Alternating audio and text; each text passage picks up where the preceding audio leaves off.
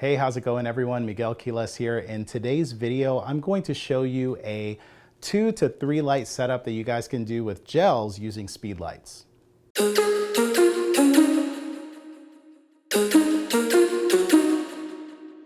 Welcome back everyone to Breakdown. My name is Miguel Quiles. I kind of had like an old school vibe to that intro. If you guys remember my older episodes of Breakdown, we're just having fun here. I'm at the studio here with Nathalie today. Hi. And so she's awesome.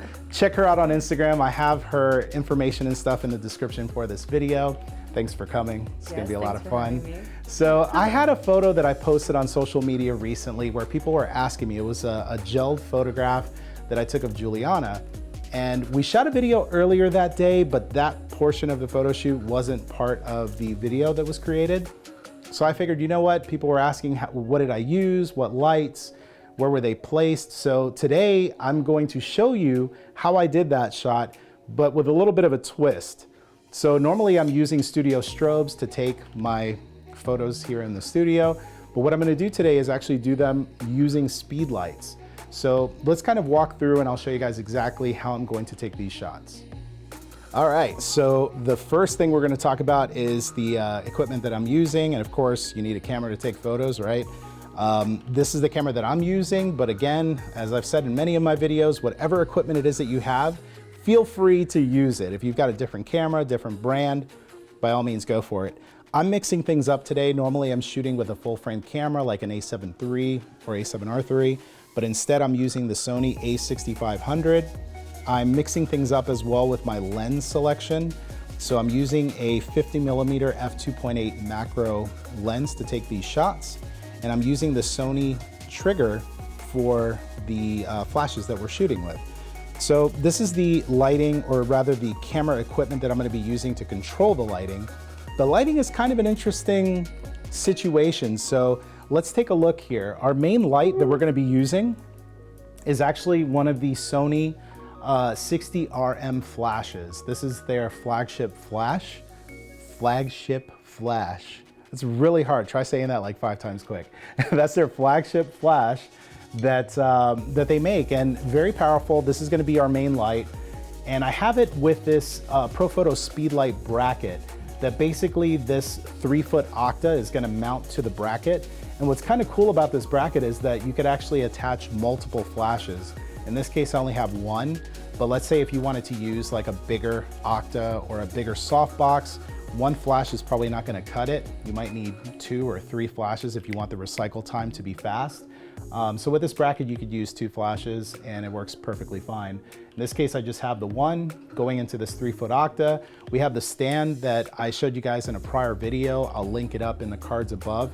But this is that Kupo boom arm and stand that I was talking to you about in that video. It's super good.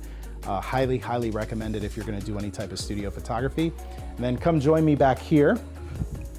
So to go on with this main light setup, we've got a Lastalite Tri-Flector, and I have it with the silver sides showing on each side. So that main light, I'm the model right now, right? Modeling it up. So when this flash goes off, some of that light is gonna hit this reflector and it's gonna bounce back. It's gonna create some really interesting catch lights in her eyes. It will fill in shadows underneath her chin, underneath her lip, her nose. So it's gonna kind of give some specularity as well to the highlights. So that's what this is doing. Then the stars of the show, you guys are gonna trip when you see this. So we have 2 lights. We have these Amazon Basic speed lights. Now you're probably wondering, Miguel, you got a, top of the line speed light for your main light, and then you've got these Amazon Basic flashes, which if I remember off the top of my head, they were 30 bucks. So $30 for a speed light, which is insanity. But these speed lights here, I basically just put gels on these. So these gels are basically just I'll pop one of these things off here. It's just a little square of material. Light goes through this and it's gonna take on whatever color it is that you are firing it through. So in this case, this light is gonna be gelled purple. And then we have a second light. And by the way, if you're wondering how did I attach these, so you could buy certain gel kits, like there's a company called Roscoe They make gel kits where it actually has the rubber and it has like the mount to where you can attach it to the flash in a very clean, kind of quality looking sort of way.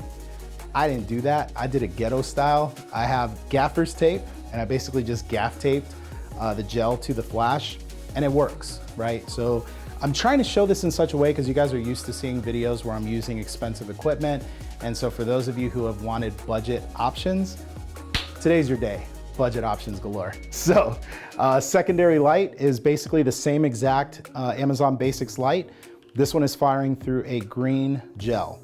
So that's gonna be our setup as far as power levels. So these are kind of low powered. So I had to put them at full power in order for them to balance out with my main light. So both of these are firing at full power. There's a problem that we're gonna run into, and this is a video for another day, talking about the difference between speed lights and strobes. In this case, one of the things that we're having to battle with is that we have a slower recycle time with speed lights.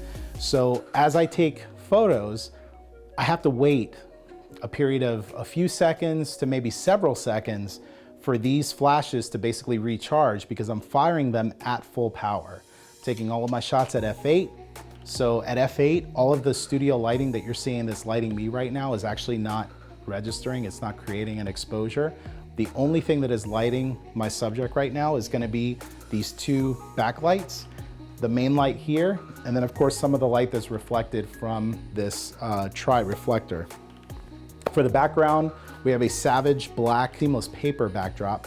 And what I wanted to do is I wanted to try to get this backdrop to go black, like pure black, but I don't really want to keep moving backwards. So ideally what I would have wanted to do was to have her maybe stand. So she's standing here, which is probably a good, I'm gonna say 8-9 feet or so away from the backdrop.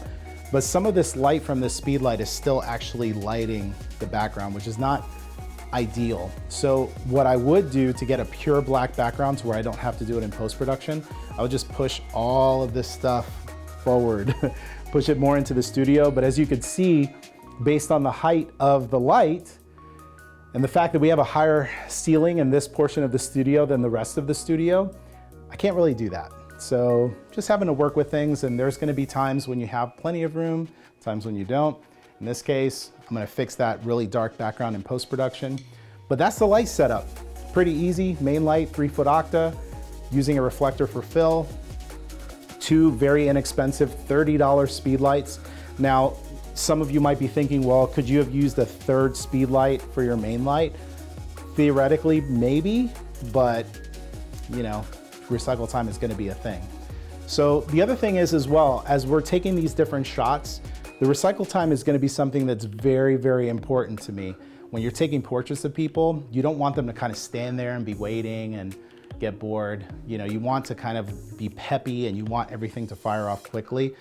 So again, these are not what I would recommend to you based on what I've experienced so far in shooting these. But I'm just letting you know that if you were in a pinch and you had to make it happen, I think this will get the job done. So with that being said, let's start taking some shots and let's see our results.